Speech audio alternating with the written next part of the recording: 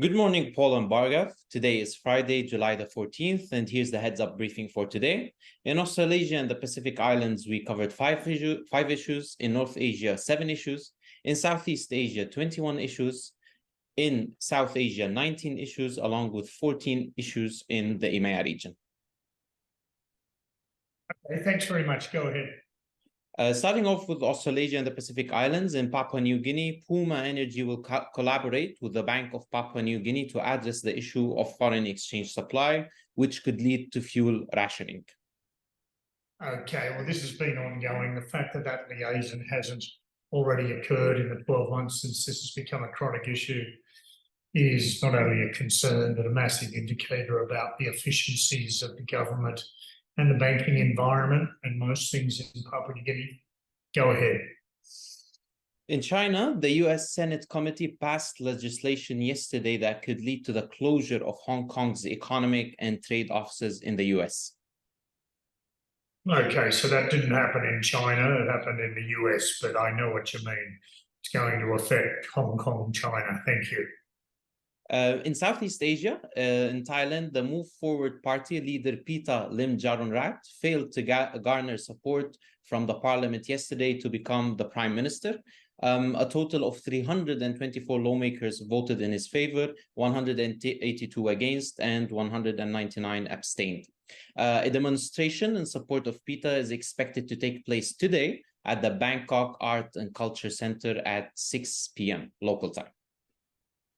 Okay, keep me posted on how that demonstration's growing, and if it looks like it's going to be particularly large, or indeed if anything's emerging Saturday, Sunday, Monday, Tuesday, let me know and let the weekend duty officer inform me, and I'll actually go there armed with a camera just to feed the analytical team some photos myself.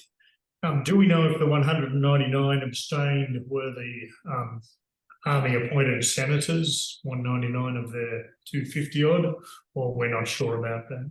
We're not sure yet about that, Paul. Okay, try to get some detail. Check that out. That's important to see just which way all the military-appointed senators went, how many there are, if we know which way they voted, okay? Okay, sure. I will update you after the briefing. I mean, it stands to reason that they're going to vote against Kun Pita. However, some of them may be shifting, so that's a critical piece for myself and Raghu and Uday's analysis, and dig that up, okay? Yes, sure. Thank you. In Myanmar, the depreciation of Myanmar's kyat against the US dollar following US sanctions on 2 state-owned banks, the Myanmar Foreign Trade Bank and the Myanmar Investment and Commercial Bank, has resulted in a significant price increases in pharmaceuticals and fuel. For comparison, over a 5-year period, in July of 2018, 10,000 Burmese kyat were equal to $7 US. However, now 10,000 Burmese kyat are equal to $4.7 US.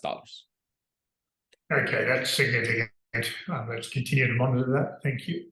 Sure, Paul. In South Asia, in Pakistan, sorry, Basil, just given the dramas in the country, increased fuel prices, pharmaceuticals, and a lot of other imports are going to continue to take them back. Vehicle fleets in Myanmar are absurdly old.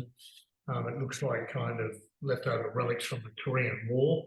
So this is really critical as we lead up to our risk event for clients on the 16th of August in Bangkok. We just need to get a feel for what's happening there with inflation, particularly of imported items, okay? Okay, sure, Paul. We'll update you on that as well. Maybe update the whole team on that by way of an email after this to make sure they're all on board, okay? Okay, sure.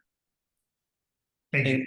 In South Asia, in Pakistan, Prime Minister Shehbaz Sharif announced that the Pakistan Democratic Movement-led federal government will hand over power to an interim setup in August, paving the way for general elections in the country. That is a rare and interesting development, which is quite positive, given the political spectrum at the moment, that the government is following protocol and handing over power to a caretaker government before the elections. Thank you. Moving over to the EMEA region, in Europe, strikes continue. In Italy, air traffic control and handling staff will go on a nationwide strike tomorrow. The strike will last from 10 a.m. until 6 p.m. local time. ITA Airways have already canceled over 133 flights. All right, thank you. Concerning Russia and Ukraine, the US Pentagon yesterday confirmed that cluster munitions have been delivered to the Ukrainian military. The situation is such that it is very hard to not condemn the US for such a move. This is going to make the entire situation far more violent than it actually is. Use of cluster ammunition is banned by most of the countries across the world. In fact, they have the US, Ukraine, and Russia conveniently are not part of the 2008 convention to ban cluster ammunition. Usage of cluster ammunition in warfare, domestically or internationally, is going to make things worse. Recovery is going to be, it's not going to be visible in the near future at all. We have seen the dastardly effects of such ammunition in Cambodia, where they are still picking out smaller bomblets in farmlands. Paul, may I request your inputs on this? Oh, look, it's just like most things, it's totally hypocritical. I mean, nothing has to go past the UN or international laws if you're NATO or the States, but anything that Russia or China does is critically analysed. Again, it's just more of the hypocrisy, which is actually deflating any values and confidence in the international community to continue to follow the existing superpower wholeheartedly without questioning them. I mean, you only have to go to Cambodia now and see all the people walking around from landmine injuries and cluster bomblets, and it's a real worry that there is a massive hypocrisy in the values.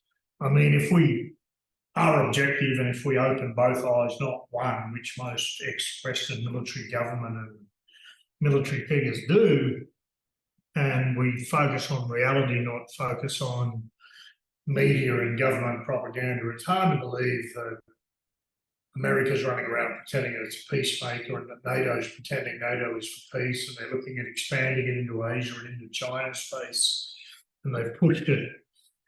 Since the Cold War ended and the Berlin Wall come down, they've pushed it up against Russia's border. And I mean, all these things are leading to war. They're intentionally leading to wars. They're creating existential security threats on Russia, potentially on China. And apparently this is all done in the name of peace, Bhargav. Well, unfortunately, both of my eyes are open.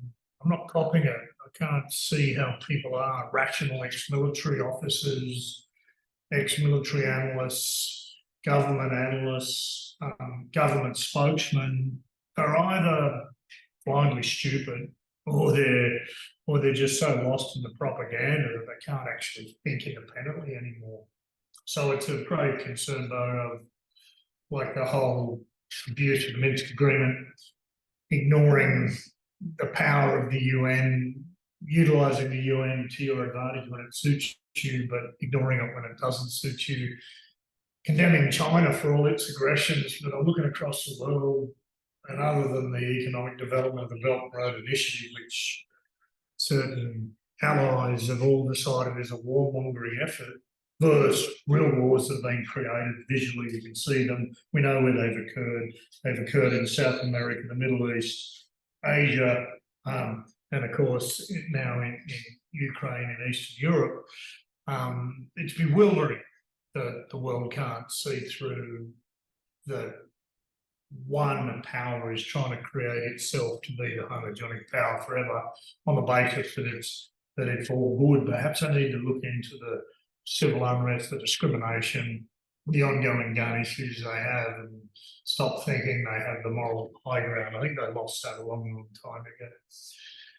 Thanks, Bhargav, and sorry, Bassel, great brief. Thank you. Thanks, Paul. Nothing further from my end. Thank you.